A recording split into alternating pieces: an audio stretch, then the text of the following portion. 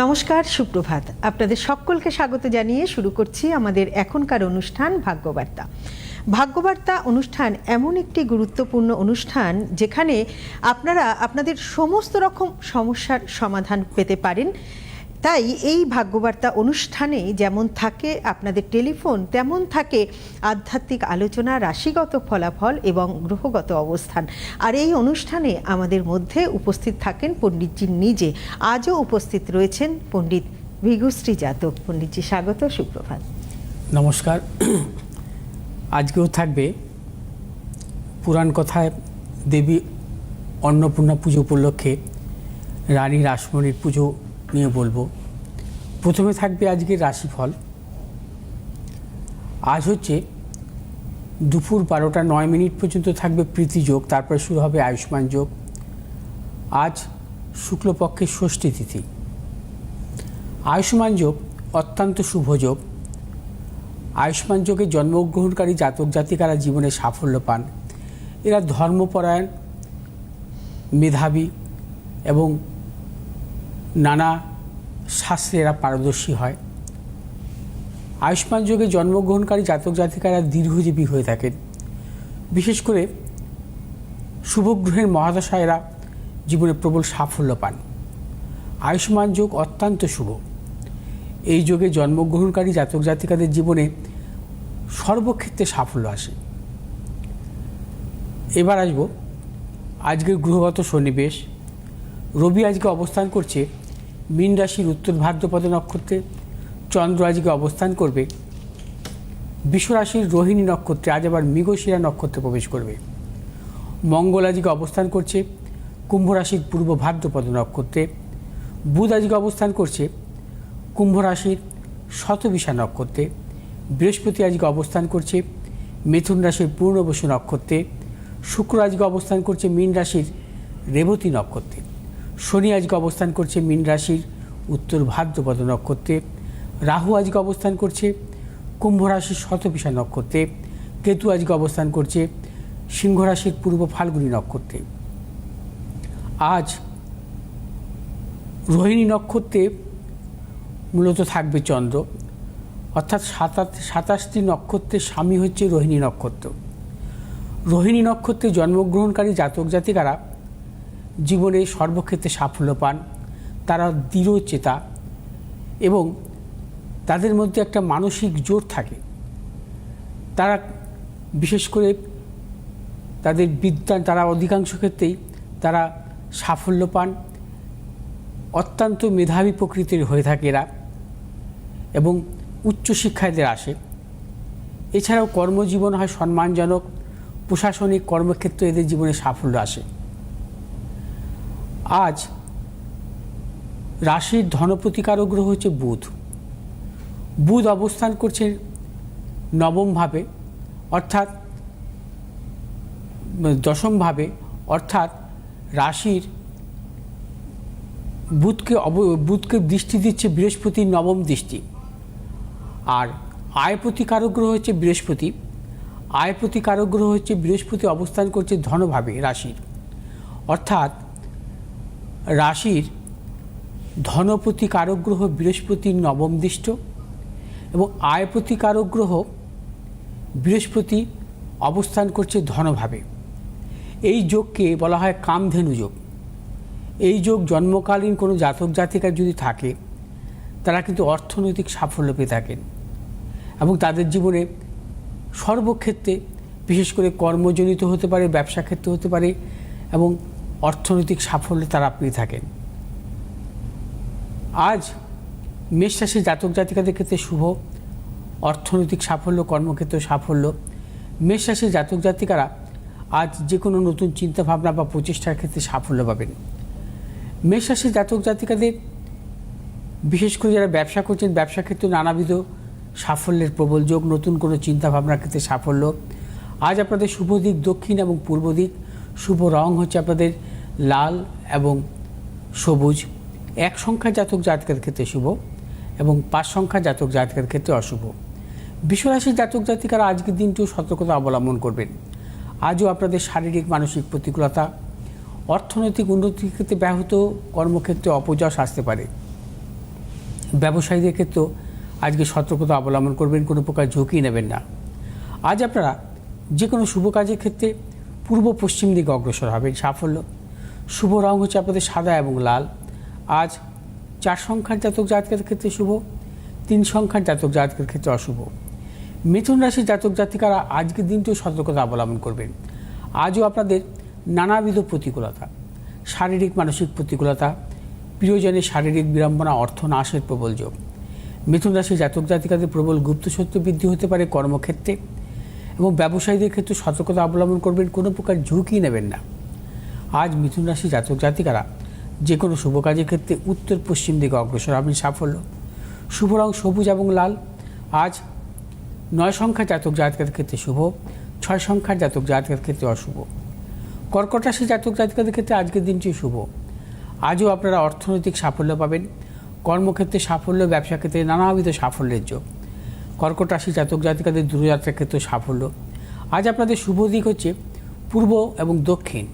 শুভ রং আপনাদের সাদা এবং লাল। আজ 2 সংখ্যার জাতক জাতিকাদের ক্ষেত্রে বিশেষভাবে শুভ, 4 সংখ্যার জাতক জাতিকাদের ক্ষেত্রে অশুভ। সিংহ রাশির জাতক জাতিকারা আজকে দিনটিও সাফল্য পাবেন। আজও আপনারা অর্থনৈতিক সাফল্য, কর্মক্ষেত্রে সাফল্য, ব্যবসায়ীদের ক্ষেত্রে বিশেষভাবে শুভ। সিংহ রাশির জাতক জাতিকাদের দূরযাত্রার ক্ষেত্রে সাফল্য আছে। আজ সিংহ রাশির জাতক জাতিকাদের যে কোনো শুভ কাজের ক্ষেত্রে দক্ষিণ পূর্ব দিকে অগ্রসর হবেন, সাফল্য। শুভ রং আপনাদের লাল এবং হলুদ। আজ 4 সংখ্যার জাতক জাতিকাদের ক্ষেত্রে বিশেষভাবে শুভ, 6 সংখ্যার জাতক জাতিকাদের ক্ষেত্রে অশুভ।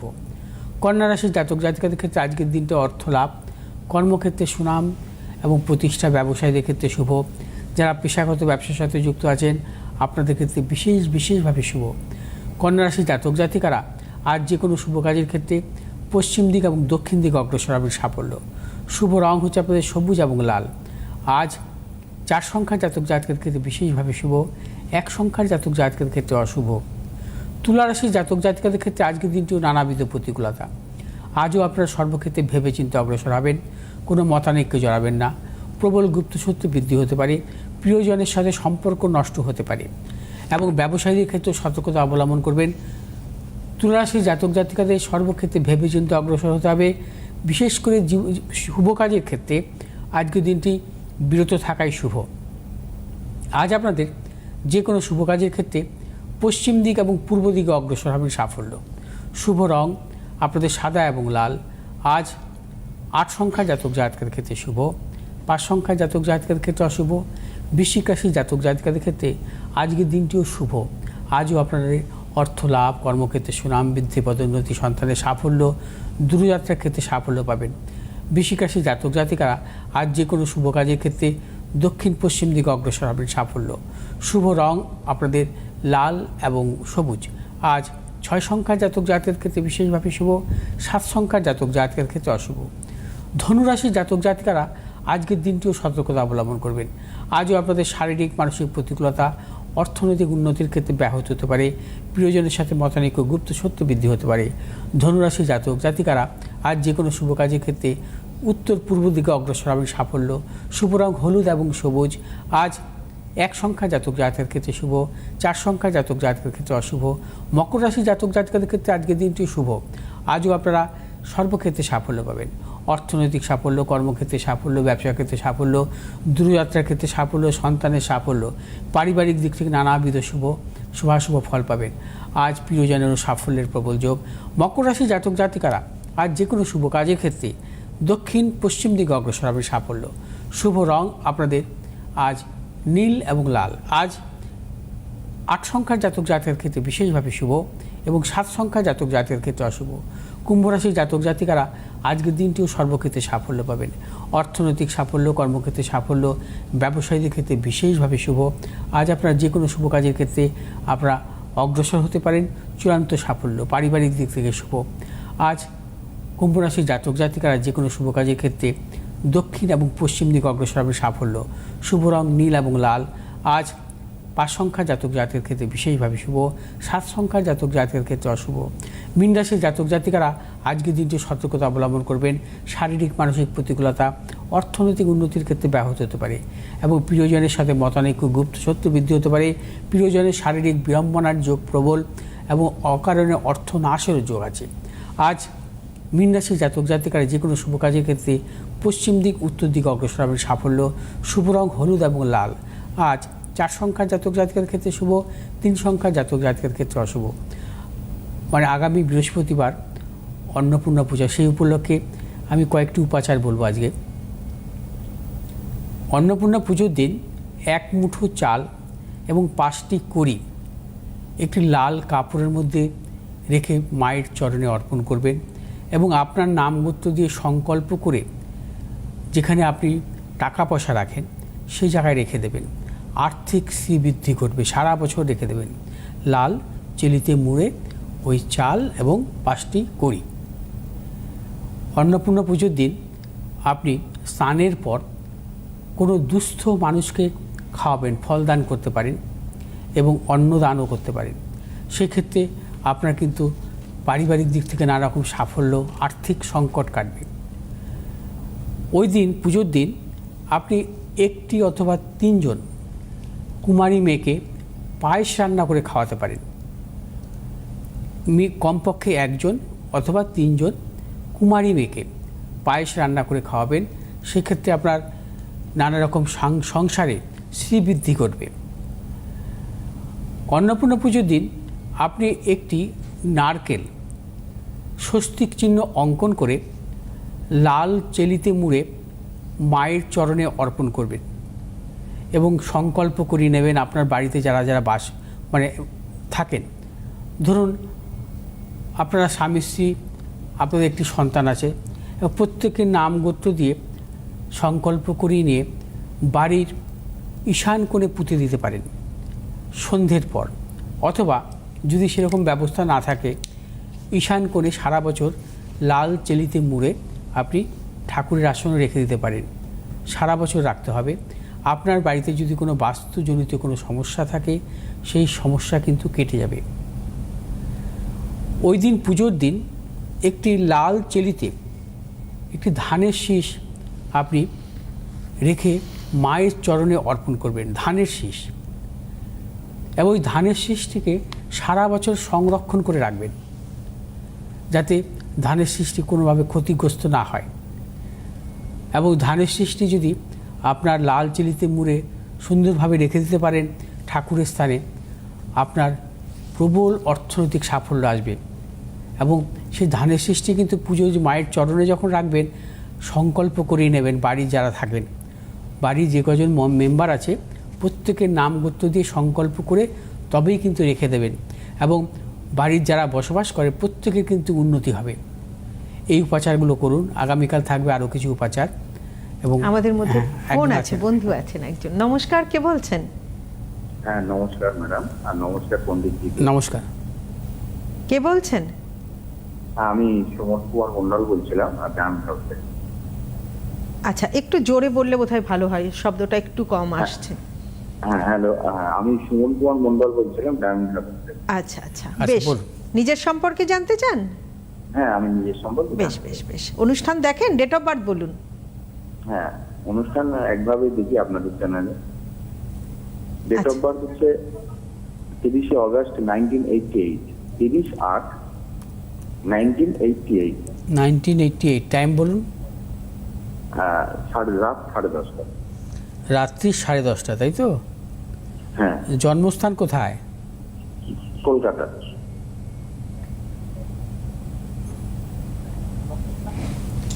আচ্ছা, আপনার জন্মবার মঙ্গলবার তো?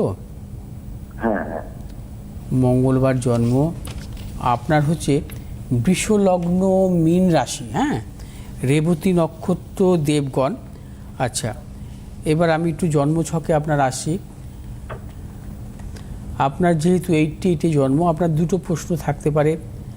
এক হচ্ছে কেরিয়ার, অর্থনৈতিক জায়গা এবং পারিবারিক জীবন। আচ্ছা, মঙ্গল হচ্ছে আপনার জন্মকালীন রেট্রোগ্রেড অবস্থায় ছিল। এবার একটু জন্মছকে আমি আসছি। আপনার লগ্নে বৃহস্পতির অবস্থান অষ্টমভাবে, অর্থাৎ সপ্তম অষ্টম ভাগ্যপতিকারক গ্রহ এবং কর্মপতিকারক গ্রহ হচ্ছে শনি দুস্থানগত অবস্থা আছে, অর্থাৎ অষ্টমভাবে অবস্থান করছে। ভাগ্যপতি অষ্টমভাবে থাকা কিন্তু ভালো নয়। তাদের জীবনে কিন্তু নানাবিধ ভাগ্য বিড়ম্বনা আসে। আমার কথা বুঝতে পেরেছেন? আমার জীবনে সমস্ত কিছু দেরিতে হচ্ছে এবং লেটে হচ্ছে, ভাগ্য উন্নতি হচ্ছে না, অর্থনৈতিক উন্নতি একদমই হচ্ছে না। আচ্ছা, হ্যাঁ, তার মূল কারণ হচ্ছে, দেখুন, আমরা তো প্রথমেই যখন আমরা অ্যাস্ট্রোলজি বিচার করি কোনো জাতক জাতিকার, তার কিন্তু প্রথমভাবেই হচ্ছে ভাগ্যটাকে দেখি। কারণ ভাগ্য যদি তার জন্মছকে ভালো থাকে, সে জীবনে একটা সময় প্রতিষ্ঠা পাবেই, সে 50 বছরই হোক বা 22 বছরই হোক। আর যদি ভাগ্যভাব তার যদি অনুকূলে না থাকে, তার জীবন ভোর কিন্তু স্ট্রাগল করতে হয়, সংগ্রাম। আপনার জন্মছক অনুযায়ী ভাগ্যপতি কারগ্রহ হচ্ছে শনি। শনি হচ্ছে দুস্থানগত অষ্টমভাবে। আর ভাগ্য ভাবটা পাপগ্রহ মধ্যগত, অর্থাৎ একদিকে হচ্ছে রাহু আর একদিকে হচ্ছে শনি। একে বলা হয় পাপকর্তারি। ভাগ্য ভাব কখনো পাপগ্রহ মধ্যগত থাকা ভালো নয়, এবং তার জীবনে কিন্তু ভাগ্যের বিড়ম্বনা আসে। আমার কথা বুঝতে পেরেছেন? এটা কিন্তু আপনাকে ঠিক করে নিতে হবে, এই ভাগ্যস্থানটাকে আপনাকে ঠিক করে নিতে হবে। তার পাশাপাশি আপনার জন্মছকে কিন্তু রবি ও কেতুযুক্ত অবস্থায় আছে। রবি কেতুযুক্ত রাহুদৃষ্ট, একে বলা হয় গ্রহণ দোষ। এবং জন্মছকে এই জাতীয় যোগ থাকলে কি হয়, তার কর্মের জীবনে কিন্তু নানা রকম বিড়ম্বনা আসে। অনেক ক্ষেত্রে দেখা যায় তাদের যোগ্যতা অনুযায়ী কর্ম আসে না, কর্মের বারবার পরিবর্তন হয়, মনের মতন কোনো কর্ম হয় না। আমার কথা বুঝতে পেরেছেন? এইগুলো কিন্তু আপনার জীবনে আসবে। এগুলো কি হচ্ছে ভাই? একটু আপনি বলুন আপনার কথা। একদমই আমার তো ভাগ্যোন্নতি হচ্ছে না এবং হচ্ছে অর্থনৈতিক উন্নতি হচ্ছে না একদম। কিন্তু আমি পলিটিক্সটা জানতে চাচ্ছি, আমার কি এইরকম জীবন চলবে? ভাগ্যোন্নতি হবে না, অর্থনৈতিক উন্নতি হবে না? আমি তো প্রথমেই বললাম আপনাকে ভাগ্যের জায়গাটা ঠিক করে নিতে হবে। হ্যাঁ, আপনি এখন যেটা করবেন সেটা হচ্ছে, এখন আপনার চন্দ্রের দশা চলছে দাদা। চন্দ্র হচ্ছে আপনার তৃতীয় পতি কারগ্রহ, একাদশে আছে। এবং চন্দ্রের মহাদশাটাও কিন্তু আপনাকে ভালো দেবে না, খুব মানসিক অস্থিরতার মধ্যে থাকবেন। 22 সাল থেকে 32 সালের পর্যন্ত অত্যন্ত মানসিক অস্থিরতা। আর ম্যারেজ লাইফ সংক্রান্ত ব্যাপারটাও সতর্ক থাকবেন। এই সমস্ত ছকের ক্ষেত্রে দেখা যায় অধিকাংশ ক্ষেত্রে বিবাহ দেরিতে হয়, বা বিবাহ হলেও দাম্পত্য জীবনে কম বেশি সমস্যা আসে। আপনার কি বিয়ে হয়েছে? না, বিবাহ হয়নি। বিবাহের যোগ কি আছে বা হলে কবে হবে এটুকু যদি একটু বলেন। আচ্ছা, মানে দেখাশোনা করছেন, হচ্ছে না, তাই তো? হ্যাঁ, দেখাশোনা করছি, হচ্ছে না। আচ্ছা, মানে দেখাশোনা করছেন, হচ্ছে। আচ্ছা, 25 সালের এপ্রিল থেকে এবছর আগস্ট মাস পর্যন্ত তো যোগ ছিল আপনার, এবছর আগস্ট মাস। এখন আপনার চলছে চন্দ্রদশা, বৃহস্পতির অন্তর্দশা।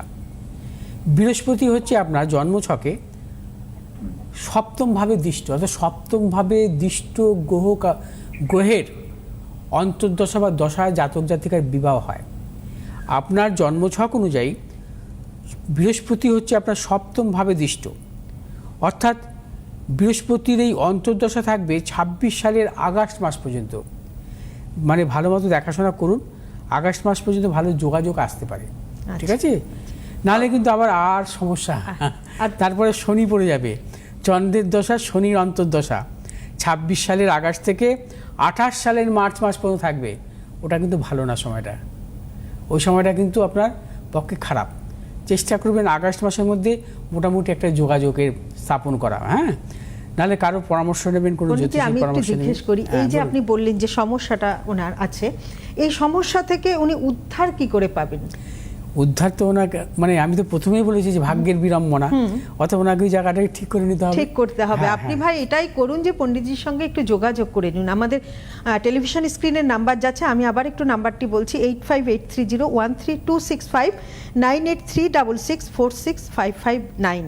আপনারা অনলাইনেও যোগাযোগ করতে পারেন যদি চেম্বারে আসা সম্ভব না হয় তাহলে, এবং সেটি কিন্তু পেমেন্ট করেই আপনাদেরকে একটু যোগাযোগ করতে হবে। এছাড়াও পণ্ডিতজি সোমবার দক্ষিণেশ্বর, মঙ্গলবার হাতিবাগান, বুধ শুক্র শনিতে বারাসাত, রবিবার গড়িয়াহাটে বসছেন, 4 এপ্রিল থাকছেন বর্ধমান, 11 এপ্রিল থাকছেন কিন্তু মেচেদা। সব থেকে ভালো হয় আপনি একটু পণ্ডিতজির সঙ্গে যোগাযোগ করে নিন। যাই হোক, আজকে আসবো মানে পুরাণ কথা রানী রাসমণির অন্নপূর্ণা পুজো নিয়ে বলবো। আচ্ছা, তার পূর্বে বলবো আজ হচ্ছে আত্মকারক গ্রহ হচ্ছে শুক্র, আজ রাজ্য কারক গ্রহ হচ্ছে বুধ শনি, আজ রাহুকাল হচ্ছে দুপুর 2:16 থেকে 4টে 46 পর্যন্ত। আজ অভিজিৎ মুহূর্ত 11:56 থেকে দুপুর 12:30 পর্যন্ত। সাধারণত বাংলার বনেদি বাড়ির পুজো বা জমিদার বাড়ির পুজো কথা উঠলেই দুর্গা পুজো বা কালী পুজো নিয়ে আলোচনা হয়। তবে এককালে বাংলার কিছু বনেদি বাড়িতে জাঁকজমকপূর্ণভাবে দেবী অন্নপূর্ণা পুজোর হতো এবং রানী রাসমণি পরিবারের অন্নপূর্ণা পুজো ছিল তার মধ্যে অন্যতম। আজ অন্নপূর্ণা পুজোর প্রাক্কালে রানী রাসমণির অন্নপূর্ণা মন্দির এবং অন্নপূর্ণা পুজো নিয়ে আলোচনা করব। ব্যারাকপুরে অবস্থিত রানী রাসমণির অন্নপূর্ণা মন্দির, এই মন্দির নির্মিত হয়েছিল দক্ষিণেশ্বর মন্দিরের নির্মাণের বেশ কয়েক বছরের পরে। এই মন্দিরের নির্মাণের সাথে জড়িত অলৌকিক কাহিনীটি হলো 1847 সালে রানী রাসমণি তার জামাই মথুরমোহন বিশ্বাস সহ অন্যান্য আত্মীয় স্বজন নিয়ে জলপথে কাশী যাত্রা করেছিলেন। যাত্রার শুরুর দিনই রাতে রানীমা দেবী স্বপ্নাদেশ পান যে কাশী না গিয়ে গঙ্গার পাড়ে মন্দির প্রতিষ্ঠা করে তার নিত্য পুজোর ব্যবস্থা করা হোক। রানী কাশী যাত্রা স্থগিত করে ফিরে আসেন। নানা কারণে সেবার মন্দির তৈরি হয়নি, তার মধ্যে তৈরি হয়ে যায় দক্ষিণেশ্বর মন্দির। এদিকে অন্নপূর্ণা দর্শন না হওয়া পর্যন্ত মথুরমোহন মনে ইচ্ছে ছিল যে দেবী অন্নপূর্ণা মন্দির প্রতিষ্ঠা করার, কিন্তু তার জীবদ্দশায় তা সম্ভব হয়নি। তার স্ত্রী রানী রাসমণির ছোট মেয়ে জগদম্বা দেবী তৈরি করেন মায়ের স্বপ্নাদেশ পাওয়ার অন্নপূর্ণা মন্দির। মন্দিরটি 9টি চূড়া বিশিষ্ট নবরত্ন মাতৃমন্দির, 6টি আটচালা শিব মন্দির, 2টি নহবতখানা, নাট মন্দির, ভোগের ঘর, গঙ্গার স্নানঘাট ইত্যাদি তৈরি হয়েছিল। অন্নপূর্ণা মন্দিরটি দেখতে অবিকল দক্ষিণেশ্বরের ভবতারিণী মন্দিরের মতো। মন্দিরের গর্ভগৃহে অধিষ্ঠিত শিব ও অন্নপূর্ণা বিগ্রহ অষ্টধাতু। মাতৃমূর্তি দক্ষিণমুখী, পাশে ভিক্ষা পাত্র হাতে শিব। অন্নপূর্ণা মন্দিরের আসলে আমরা আজকে এত সুন্দর একটি আলোচনা সম্পূর্ণ করতে পারলাম না। আমরা অবশ্যই আপনারা আগামী পর্বে চোখ রাখুন। আগামীকাল সকাল 7:30টায়। নমস্কার আপনাদের। নমস্কার পণ্ডিতজিকে।